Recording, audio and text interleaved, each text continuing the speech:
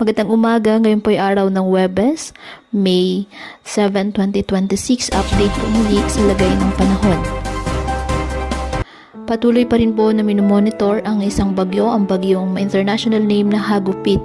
Ayon sa Pag-asa, kumikilos ito west over the sea south of Guam. Huling namataan ng Pag-asa ang sentro ng bagyo sa layong 1,995 kilometers east of northeastern Mindanao. Nasa labas po ito ng ating Philippine Area of Responsibility. Taglay ng bagyo, ang lakas ng hangin aabot sa 55 km per hour malapit sa sentro at pagbugsong aabot sa 80 km per hour.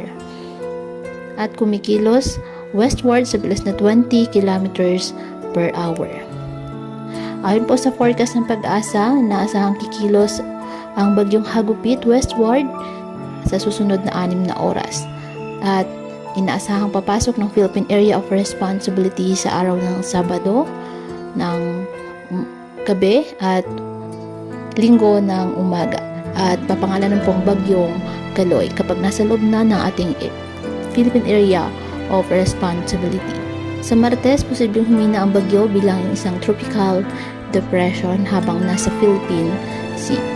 Samantala isa namang low pressure area ang patuloy na minomonitor ng Pag-asa 120 km southeast of Hinatuan, Surigao del Sur. Sa ngayon, easterlies po ang nakaka-apekto sa Luzon at Visayas. Kaya ngayong araw ang Central Visayas, Eastern Visayas, Negros Island Region, Caraga, Northern Mindanao, Davao Region, and Zamboanga Peninsula asahan na maulap na kalangitan na may kalat-kalat na mga pag-ulan at thunderstorms. Dulot po yan ng low pressure area.